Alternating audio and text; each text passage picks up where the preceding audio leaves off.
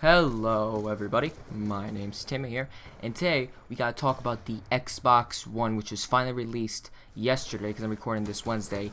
On Tuesday the 21st, the Xbox One was finally released, and I really want to talk about that, which is because I'm really excited for it, to be honest, because a lot of people, they have like really brought down how different and how just it doesn't feel like a console very much compared to, say, the other consoles like the PS4, but we'll talk about that after. First, we mentioned the gameplay in the background. We got some domination on Nuketown, and I'm using the FAL here. It's actually a really good game. We got a lot of kills like in the towards like the middle of the game. The beginning is a little rough, but definitely towards the end it gets really good. And even though I messed up and I caught an escort drone the last like 12 seconds, but what are you gonna do, right?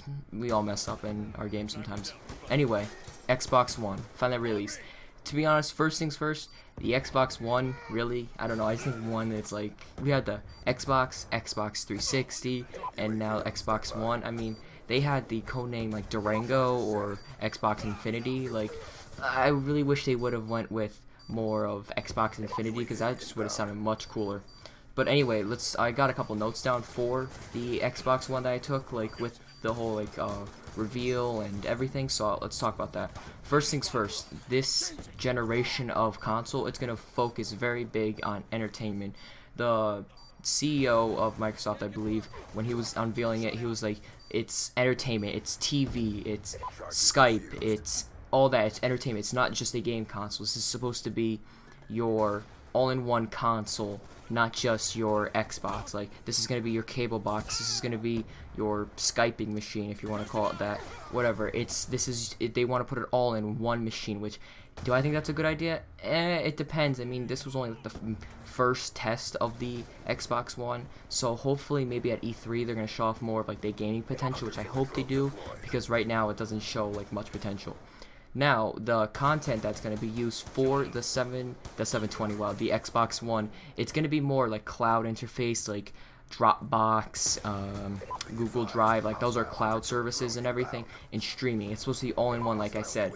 The console, because it has Kinect integrated into it, like you need Kinect always on, plugged into the console, which I think that's a kind of a bad idea, because I have a Kinect and I don't even use it, which is kind of sad. But anyway, the Kinect is always going to be with the console, so you can actually turn on your console by saying Xbox on, Xbox off. This was shown a lot during the reveal. If you watch it, it's actually pretty cool.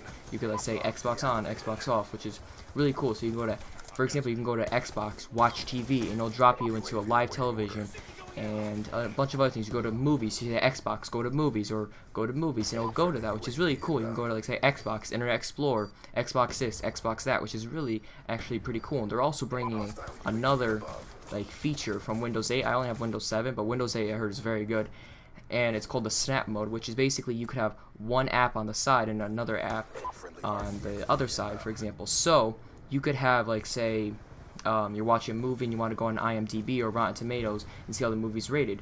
But I could see the one big thing that this mode, if you want to call it, is useful for is games. Imagine you're playing Skyrim or some other game that needs a walkthrough. You can just snap it, have the game on, say, the right side, and then a walkthrough on the left side, or a guide on the left side. It's actually a really cool idea. And you could Skype too. I don't have a Skype, but people that really depend on Skype can use the Skype feature on the Xbox One, which is really cool. Another thing is the ESPN. ESPN now is being really integrated with the console, so you can go see your sports scores and all that cool stuff. Also, the Xbox One is having a TV guide, so you could check what's going on. You could see what actually other people are watching, so you could really trend certain TV shows, which is actually really cool. So I think that's pretty cool. So this is more like the TV side of the not 720, the Xbox One, which is actually pretty cool. Now let's talk about more the tech side. The tech side of the console. First, the console is now running an architecture, basically how the console runs and how the processor runs and everything.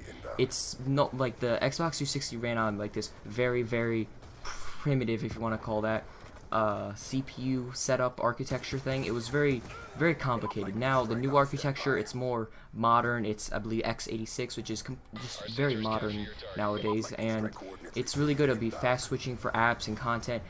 If you have a 360 now, you can kind of notice you'll press the Xbox button, say in the middle of a really high rendered cutscene or really powerful game moment, and it'll take a long time to open. That's just the aging CPU, but I mean, that's just what happens, so, I mean, whatever, right? I mean, the new architecture is going to really help, but that's the one thing that the problem is with the architecture. Backwards compatibility is not going to be with the 360, which really sucks, but, I mean, the 360, the Xbox One.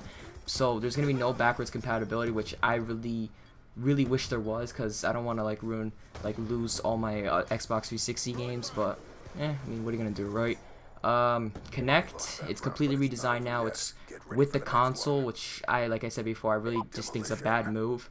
But I mean, what are you gonna do, right? And it's Kinect is actually really good now because the camera, it's 1080p, it's super powerful, and it can detect your like motion super fast. I think they said like 13 billionths of a second, which is just unheard of for just recognition. It's really powerful actually for like a consumer quality like camera and everything, how fast it can go. And the specs of the Xbox One, they didn't go into full detail, but they said it's gonna have an 8-core CPU, probably the same thing at the PS4 at 1.6 gigahertz. It doesn't seem that powerful, but for a console, they can have a lot of like things running, which is pretty good. And they'll like get the code of the console up and everything. So I mean, they'll deal with it. 8 gigabytes of RAM. They didn't specify if it was DDR3, which most likely it is. The PS4 is DDR5. No, I believe it's DDR5 or GDDR5 RAM, which is it's much more powerful, but I mean it's not really that big of a difference for consoles. Consoles probably can like source and make it really powerful, but we're not sure right now.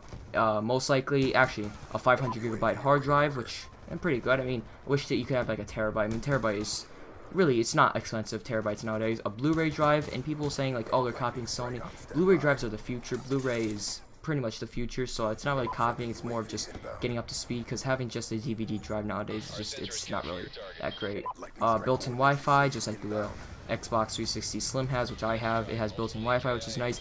HDMI in and out, which is interesting. So can you plug in something? Like, what are you going to plug in? Maybe like your Kale box at 360, I don't know. What can you plug in? Also, it's going to have USB 3.0, which is pretty good. You can do extra storage. Please, Microsoft, one thing, do not have it so it's only like little flash drives up to 16 gigabytes. Give us like, we have external hard drives up to 2 terabytes. Can we use like all that space for more like holding the games and everything? That'll be really awesome. Thank you. Also, the controller, they show off the controller as well, which is nice. It looks pretty much the same thing. It's improved. The D-pad looks improved, which I like. The D-pad on the 360 right now is absolutely just atrocious. I hate it. So the D-pad there looks improved. The buttons look nice. Everything just, it looks more modernized. I like it. The problem is that the input jack at the bottom, it's completely different now, which kind of sucks because like I have a headset, like a gaming headset, so I'm gonna need to buy a new one, which I don't really want to do. But what are you gonna do? I mean, we'll eventually have to buy a bunch of accessories, just like Apple when they released the iPhone 5. They did a completely new connector and everything, and just made a mess. But whatever, we'll see. People were wondering about the size. IGN representatives, they were able to answer some questions on Reddit, and they were able to say that the Xbox One is about the size of the original Xbox 360, like the white ones that originally came out back in 2005, I believe.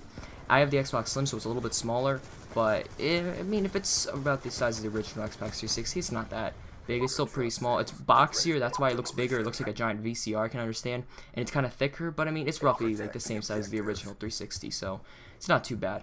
The problem is that the big feature with the Xbox One that people are hating is that they thought it's gonna have always online, but it's not. It's gonna have this weird thing where it's like you're gonna need a connection every 24 hours, which is weird, but Microsoft representatives are saying other things, and it's really confusing now because people are saying one thing to the other. It's definitely about used games too. Like, they're saying like one thing, they're saying the other. This is really bad. They need to get like yes, no, it's not gonna have online, like online always on, or yes, it's gonna accept used games. They really need to fix that. Xbox Live is gonna have 1,000 friends now. There's gonna be 15 releases on the first year for the Xbox One, which is really good. All Call of Duty downloadable content is going to be launching first on the Xbox One, which is great. I mean, it sucks for you PlayStation guys. I'm really sorry. 343 Studios announced a Halo TV show, which is amazing. It's directed by Steven Spielberg, which sounds even greater. It's going to be available later this year. I heard a leak that's going to be November 30th or so. And yeah, that's about it, guys. I want to say thank you. I got 100 subscribers the last week, and I forgot to make a video on that, but thank you so much. I really appreciate it. And yeah, that's about it. I'll see you guys for Minecraft Mondays. I hope you enjoyed the video, but until then, I will see you all next time.